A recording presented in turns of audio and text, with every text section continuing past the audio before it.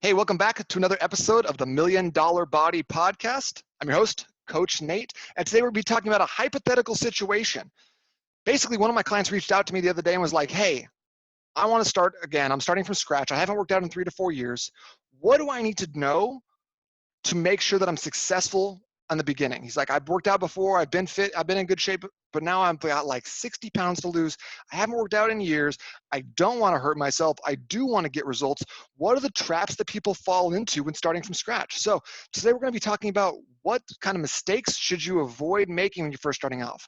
What's a great training protocol that you can do first thing to get your body prepared for the programs that you're about to embark on? What kind of diet or nutritional strategies should you avoid, and which ones should you embrace in order to get good results and pave the way for some successful fat loss, which is the goal of the program we're talking about here. So if this is you, if this is something that you've struggled with, just drop me a like. Just let me know that you're ready to start the process, start getting some good results. I want to make sure that everyone who can benefit from some pretty obvious errors that I've made in the past. I'll tell you a story.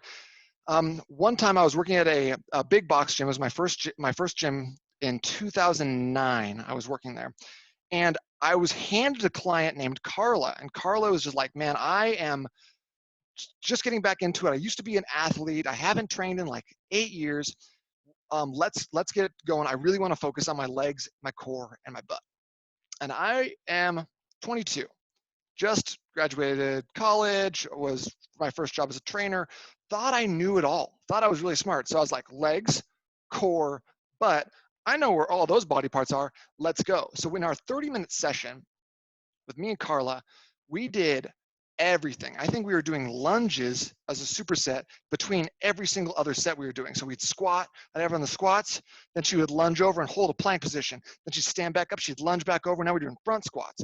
Now she'd lunge back over. We're doing Russian twists, and we're lunge back over, and now we're doing some RDLs. And so this 30-minute session, we just packed it full of legs, glutes, and core. And she called me the next day and said, I can't come in for my session because I'm in bed violently ill. I can't move my body. I feel like absolute dog shit. And I was like, oh, this is how I lose my job for the first time. Fun. So obviously that was a huge mistake because I thought, oh, she wants to train these body parts. Let's train them by obliterating her and absolutely decimating her muscle fibers and making sure that she can't move for the next few days. So I don't know if you've ever had that experience before of really just going so hard. And this will normally happen to you on leg day. And so if you ever had this happen before, you know exactly what I'm talking about. It's the first day back. You go hit legs with your buddy who's like, oh, bro, it's not going to be too bad at all. So you go do legs with him. And then fast forward like 12 hours. It doesn't have to be 24 hours. It's like 12 hours later, you're like, oh, my legs hurt a little bit. And then like 16 hours, you're sitting down on the toilet and then you can't stand back up. And then 24, 48 hours later, you're like, please just kill me because I don't want to get into my car ever again. So if you've ever had that experience before, drop me a like. But you know exactly what I'm talking about. It's that total delayed onset muscle soreness, or in this case, like pretty much instant onset muscle soreness, where we've gone too far. We've gone too far. We've done too much. So here's what we want to think about as you embark on a new fitness program, or if you're not starting out brand new, but you actually have been working out for a long time, you also want to make sure that you consider this, that you want your effort to match your ability to recover. You want your effort to match your ability to recover. So even if someone who's been training a long time, I'll use myself as an example, been training a long time, I've done legs for several years in a row. I don't skip leg day, bro.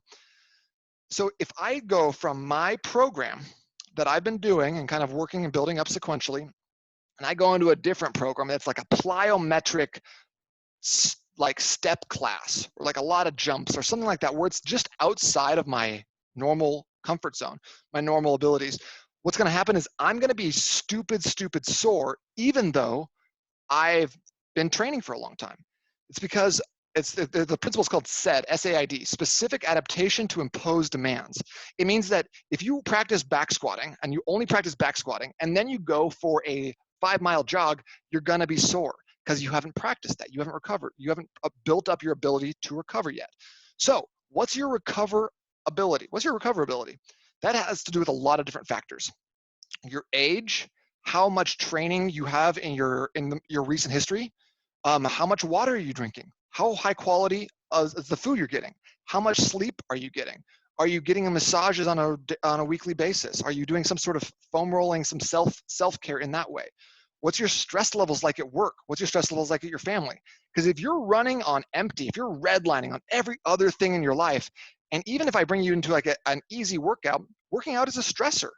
It's a good stressor, a healthy stressor, but it can be too much if you pile it right on top of everything else. So if you're a fit person, you took the 5 weeks off for the coronavirus, and you go back to work and you go back to work and you're stressed at home, you're not sleeping very much, and then you're like, let me just get back into my old routine. Do not do that. You're going to get way, way, way too much. Okay. Now, if it's the opposite, you've gone back and everything's kind of low key, you're feeling really good, Hakuna Matata, a lot better option to jump back into something you were doing previously. Keep in mind, you're still going to be sore. The first day on legs or a full body or whatever, first time working out, you're going to be sore. So just take it a little easier. So think about knowing what's your recovery ability. How many points are you putting into that recovery bank between your sleep, supplements, stress, massage, healthy foods, water, those sorts of things. Those all go into the bank before you think about taking out from the bank. So if you have no money in your bank and you go to make a big deposit on a nasty leg day, you're gonna be messed up. Okay, so don't do that. Don't overshoot your recoverability. And one easy way to make sure that you don't do this is by just going light the first time. If you are ever jumping into a new workout, a new program, a new style of training, or if this is your first time back in the gym in like 10 years, then you don't want to be pushing more than 2 sets. You're not going to get that much out of your third, fourth, fifth set other than being really, really pissed off tomorrow. So let's say in any workout, essentially, you can improve by 1%. And that's actually pretty substantial. You probably can't even improve by that much, but let's say 1%. So you go put a 15% workout on that. So you've basically way overdone it by 14% because you can only recover 1% and you're only going to improve 1% as well. So there's no point to going and giving yourself like a massive monster day and then doing a yoga session right on top of it and then going for a jog your first day back, because you're just going to overwhelm your recoverability and you're not going to be able to get back into the gym to make those incremental steps. I'd much rather have you come in and do like that 1% workout and then do it again tomorrow. That way you're going to be able to make those consistent improvements without being overwhelmed. And then the other thing about that is that if you do so much up front, you start a keto diet, you go running, you're training 5 times a week. What happens when you plateau in week 6? What happens when you plateau? You're going to not have anything else to add into that. You're already doing the most. When you're doing the most, you can't add more in. I don't want you to go from a 4-mile jog on a daily basis to a 6-mile jog. That's not a sustainable way to get the fat loss results we're talking about. Now, if you love running, that's a different story, but if we're talking about fat loss here, starting a new fat loss routine, if you're gonna start off by just doing the most, you don't have anywhere else to go. So start it off slower, take it easy.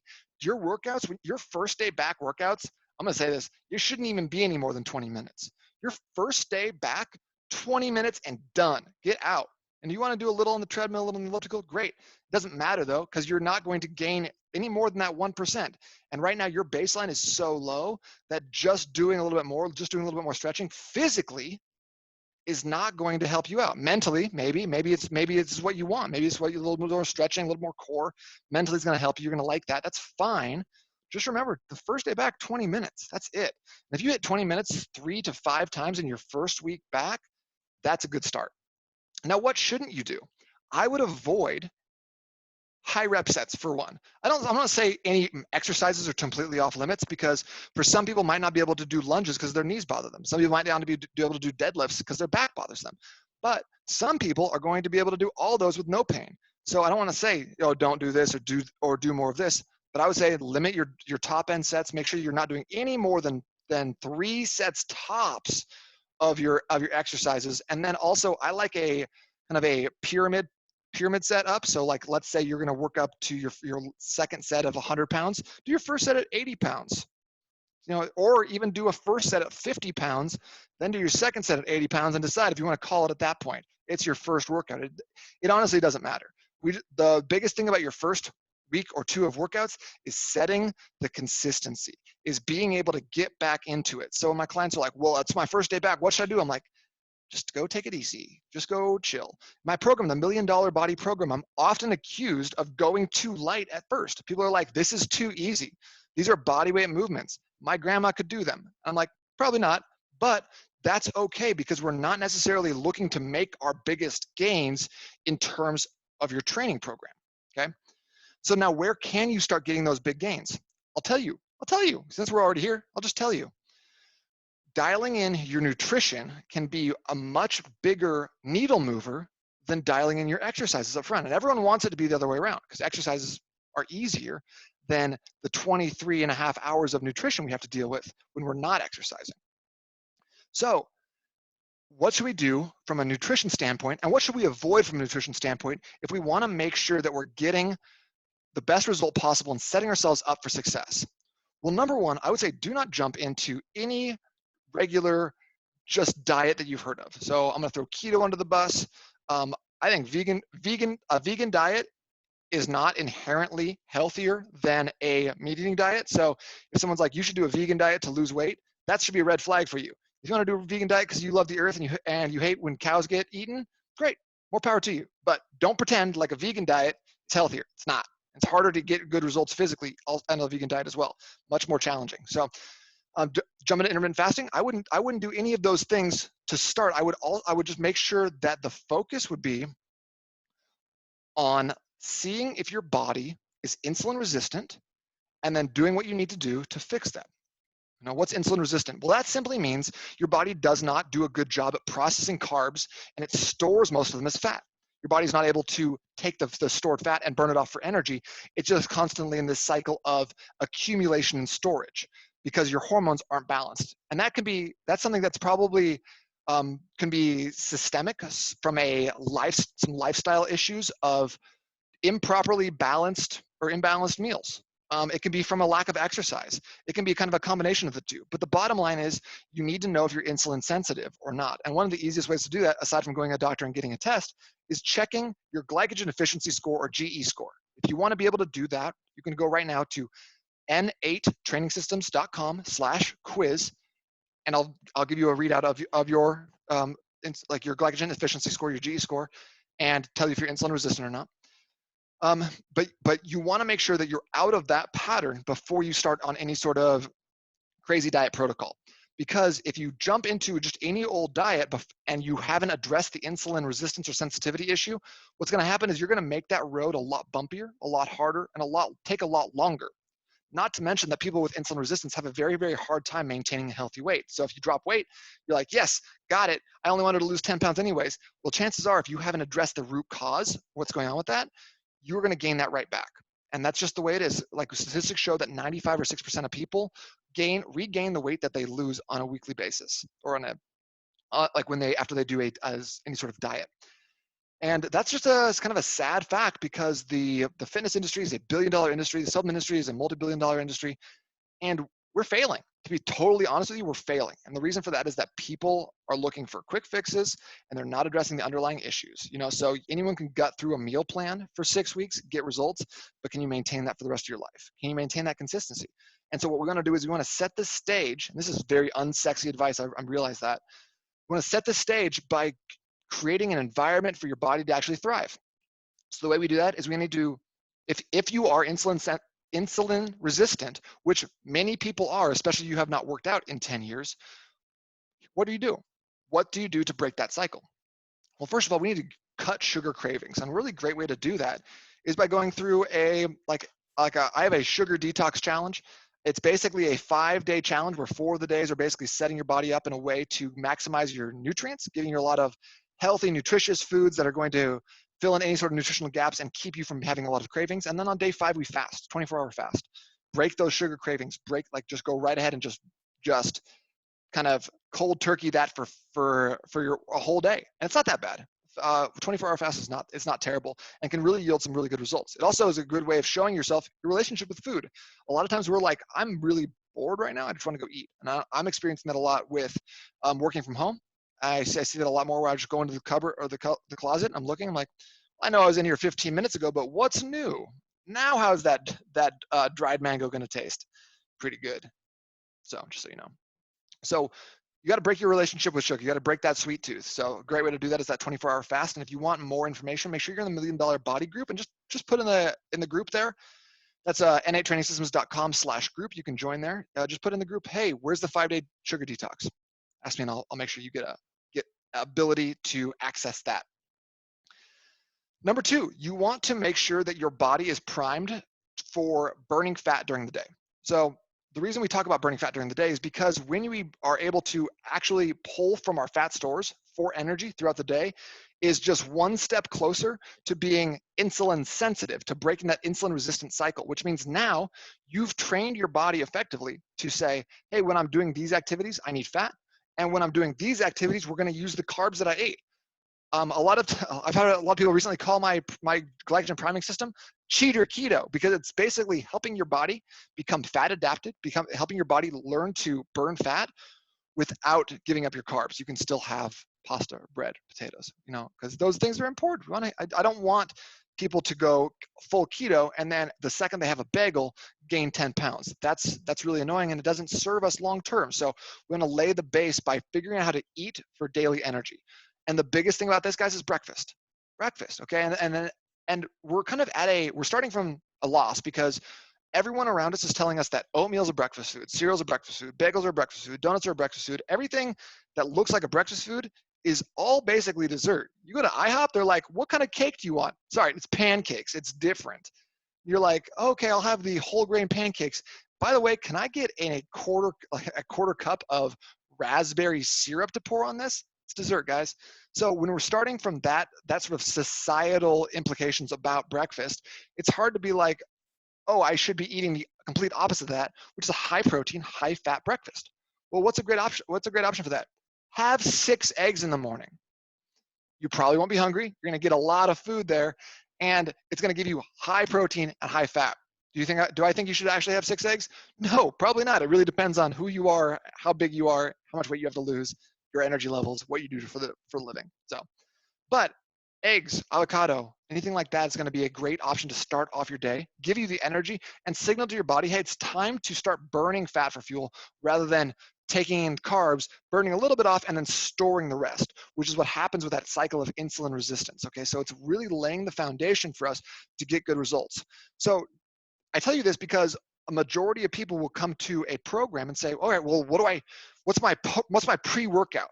What kind of pre-workout should I have? What kind of post-workout? Should I have a shake? What should I do? And it doesn't matter. It doesn't matter. Until you break the cycle of insulin resistance, those things play such a small, myopic part in your total goals that it doesn't necessarily matter what you're doing for pre and post workout until you've gotten to be insulin sensitive. And at that point, we can start doing cool stuff like dialing in your pre and post workout to make sure that you're gaining more muscle and using fat for fuel still. So there's a definite way to do this that's going to give you the maximum amount of results without stressing out about all these little things. What supplements should I take? Should I have creatine before or after my workout? I heard there's a fat burner that helps me do X, Y, and Z. Don't worry about it. Until you've broken the cycle, it doesn't even matter. So basically, that's in a nutshell. Just let me tell you exactly what we talked about today on the podcast. We talked about if you're starting off from the very beginning, or if you're just taking a 5-6 week break and you're just getting back into it, you want to lose fat, start with a 20-minute workout. Build the consistency, build the habit, put in your calendar and schedule it, because doing it 5 times in a week is going to be better for you than doing it one time for 2 hours and then being too sore to do anything else. So I'd much rather if you do 5 20-minute workouts than one 90-minute workout. Much better. 2, from a diet perspective, make sure that if you to find out if you're insulin resistant or not, because it really affects how you go about the next phase. If you're insulin resistant, you can find that out at n8trainingsystems.com/quiz. If you're insulin resistant, you're going to need to set up your day in a way that makes sense for your body to start using fat for fuel and energy. Lay that foundation for the rest of your life to make it easy to burn fat. If you're not insulin resistant, if you've already addressed this issue, then let's start by dialing in those pre and post workout meals. Let's get some more vegetables in there. Let's figure out the days or the times of day that are best for your carb intake. So other than that, just the biggest thing, if the thing that separates the people who are successful long term and who are not, is the people who are ready, who are willing to go ready, fire, aim. Ready, fire, aim. So you started off, just go do something. Was it perfect? Probably not. Will it get better? Definitely. So we always are going to figure out, like, just go start imperfect action. Go, if that means just go hiking, just eat a little bit more vegetables. Start there, and we can always build on the successes that you're creating already. So imperfect action is better than perfect inaction every single time. Figure out what moves the needle in your physical fitness as well as in your nutrition. Dial in that nutrition first, make sure you're getting plenty of water, and then go for those 20-minute workouts. If I were starting from scratch, that's exactly what I do. That's the blueprint right there. So if you have any other questions, please don't hesitate to reach out, and make sure you subscribe to the $1 Million Body Podcast. And if you're not already a member of the $1 Million Body group on Facebook, it's facebook.com or slash, no, just go to natrainingsystems.com/group to become a member there. All right, I hope you guys have an awesome day. Stay very, very sexy out there.